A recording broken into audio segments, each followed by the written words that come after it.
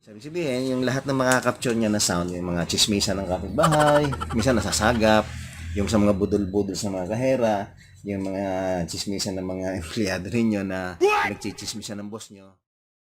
Mas maganda bumili kayo nito. Kasi ito nakaka-save ng time, nakaka-save ng effort, hindi kayo masyadong napapagod, hindi sumasakit ang mga kamay nyo.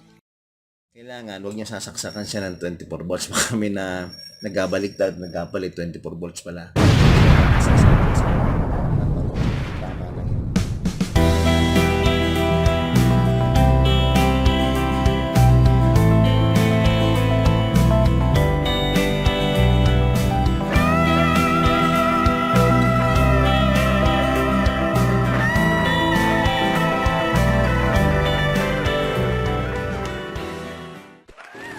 Magandang araw sa inyong lahat. Ako na naman po si OG, ang inyong CCTV installer. Last video ay diniscuss ko sa inyo ang tungkol sa DVR.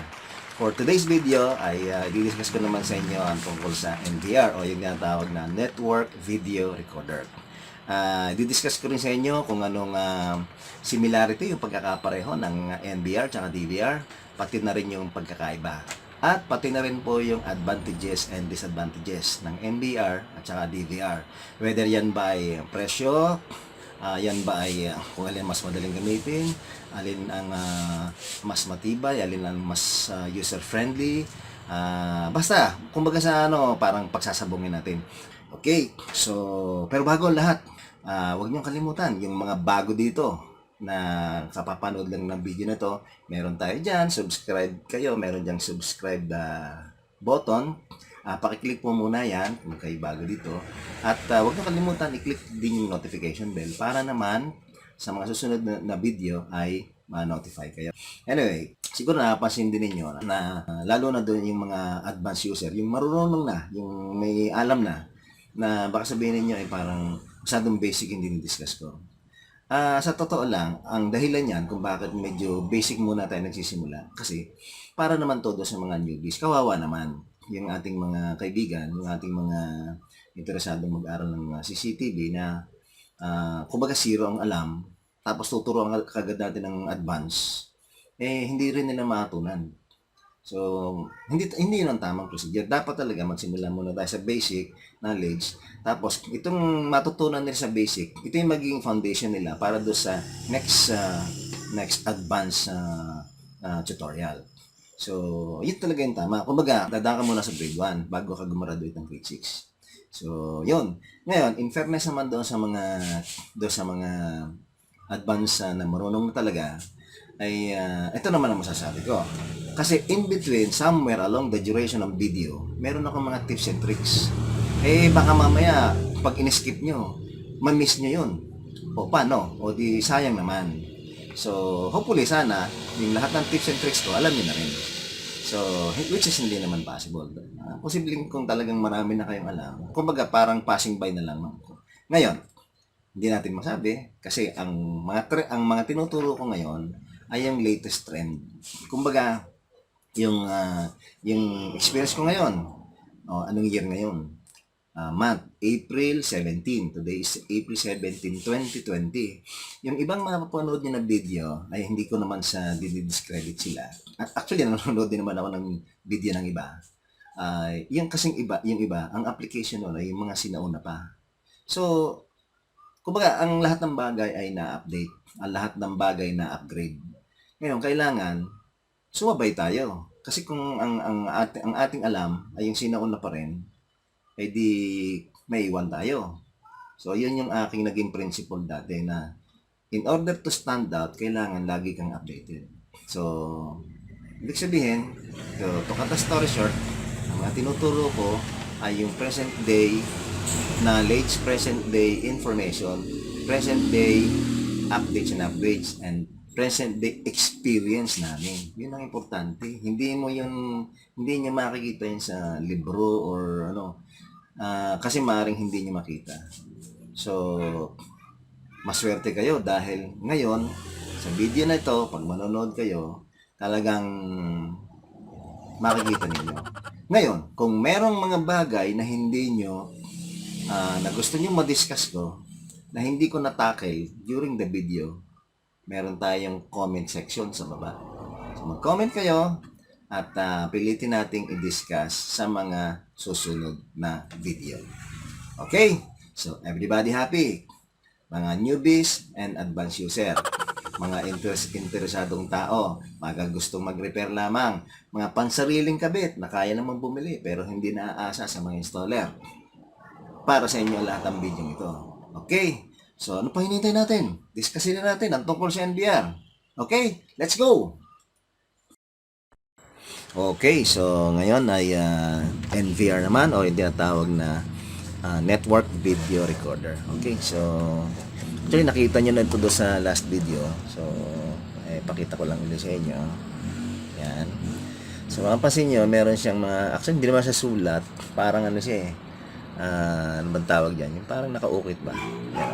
Yan. So, dito yung power, DC, 12 volts.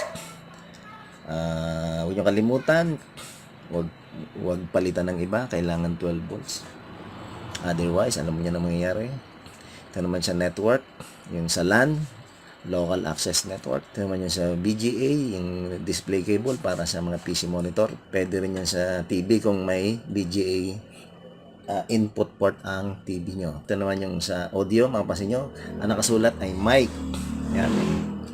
Parehas din lang yan ng audio. So, yun din yan. Iba lang pagkakasulat. Ito naman yung sa HDMI. Parang kagaya din ito yan. So, what's missing here is yung sa RCA. At ito, ang dahilan. Pero sa ako ang presumption ko, kaya tinanggal na yon kasi nga, kumbaga, face out na rin. Saka hindi rin naman maganda yung video quality. Actually, advantageous yon kung meron ka nga sana. Kasi, imagine, ito, tip ito ha. Ito, baka hindi nyo matunan. Ang DVR kasi, as much as possible, meron siyang capability, both. NVR and DVR, yung recorder na, in general, mas maganda kasi marami kang display. Kasi, may mga customer nang gusto, meron silang display mismo do sa malapit, pinakang main monitor mo, malapit sa DVR, tapos gusto magkaroon pa ng isang monitor pa sa sala, tapos gusto meron pang isang monitor sa second floor ng bahay nila, possible yon. So, ibig sabihin, advantageous yon kung marami kang display port.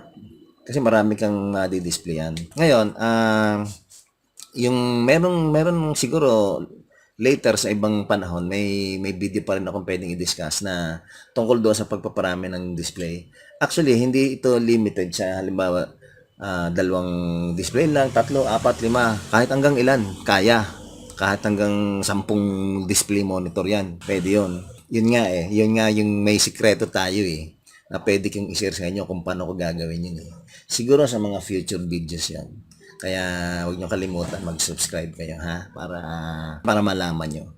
Okay, so ito 2 lang talaga yung kaya. Yung isa may RCA pa dito, yung sa DVR.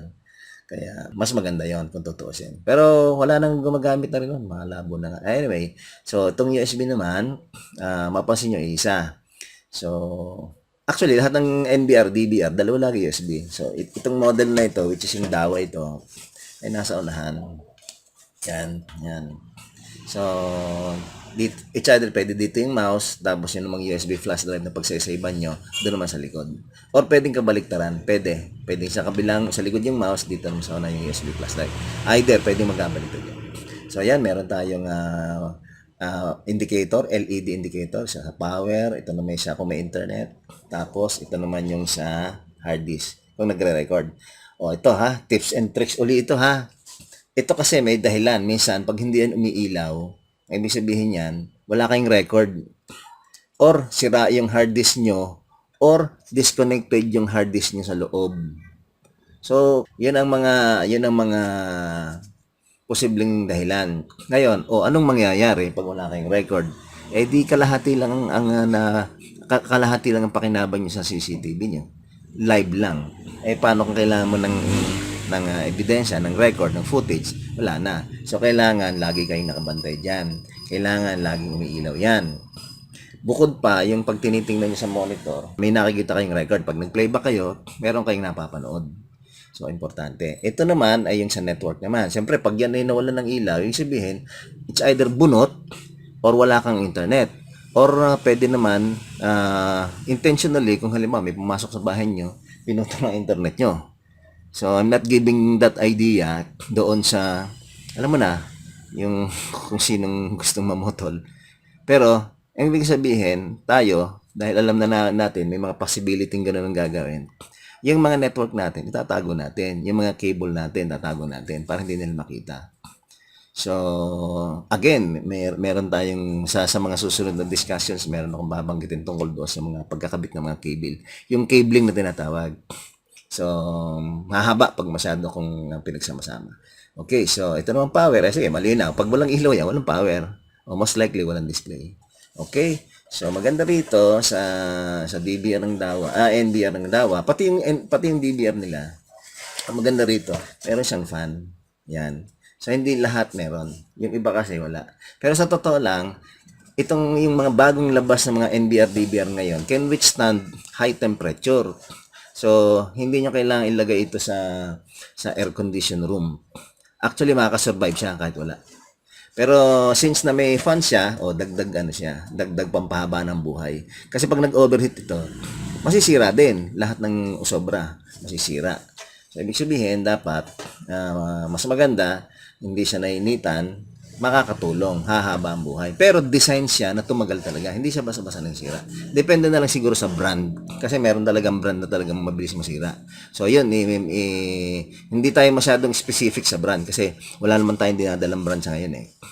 In fact, itong Dawa, kaya ko lang mapansin ninyo sa video ko, medyo parang Dawa yung dinadala ko. Kasi sanay na ako sa Dawa, madaling gamitin at matibay pa. Hindi ka papabayaan, subok na. Kumbaga. So, hindi kayo ipapahiya sa mga customer mo. Pero kung nagtitipid, pwede na naman yung mga ibang generic na wala naman talagang tatak. So, yun. So, yan. Madali lang. Okay, so subukan nating buksan. Hindi ko na ituturo, hindi ko na ipapakita, hindi ko na i-demo kung paano sasaksak dito, yung mga cable kasi naituro na. So, buksan na natin.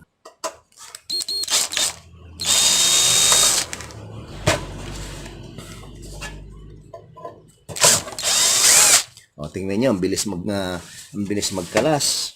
Ang bilis magbukas. Paano kung hapon na, nagtatrabaho kayo, malayo pa. Tip yan ha. Tip and tricks yan. Taga malayo ang customer mo. Tapos ang bagal ng trabaho mo. Hindi ka nakatapos sa maaga, sabihin mo, babalikan na lang bukas kasi gabi na. Nang aabala ka pa sa kanila. Kasi siyempre, yung customer, matutulog din yan. Wala nga namang ituloy-tuloy mo ang trabaho mo. Kaya kailangan mabilis ang trabaho para mabilis matapos, mabilis kayo makauwi. Mabilis ka rin makasingil.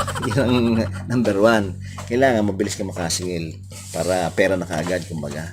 Pero hindi ko naman sinasabi na bilisan lagi ang gawa. Binilisan nga nyo, tapos palpak naman yung quality ng gawa nyo. Wala din.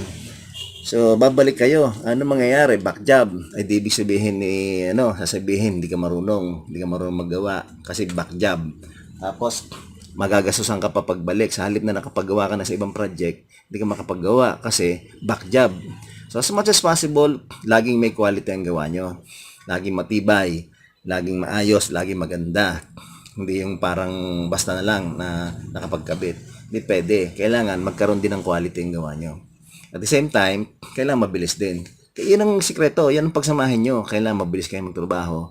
At the same time, may quality. Hindi yung mabilis nga, wala namang quality. At di mas maganda, bagalan nyo na lang para may quality. Ang disadvantage nga noon, hindi kayo makakataas sa maaga. Sa halip na yung isang trabaho na pang isang araw lang, magiging 2 araw or isa't kalahati, half day kinabukasan. Kasi ang gagawin nyo, pag nag-install kayo, mag-a-align pa kayo, maglilinis pa kayo, dami nyo pang gagawin, magtuturo pa kayo sa customer kung paano ino-operate. So, marami. So, kung pwede, as much as possible, mabilis at matibay at maganda. Kasi yung iba, mabilis nga, matibay, ang pangit ng gawa. Especially sa mga cable, yung para mga sampayan. Tapos expose lahat ng mga wiring. So, hindi maganda. Okay. Naku mga kaibigan, pasensya na kayo na ubusan na tayo ng oras, sayang. Dahil masyado nang humaba yung ating video. Anyway, huwag kayong mag-alala. Meron pa tayong continuation. Sa next video, as I promised a while ago, dapat pagsasabuhin natin ang NVR at saka DVR in terms of similarities, differences, at saka yung advantages at saka disadvantages ng dalawa.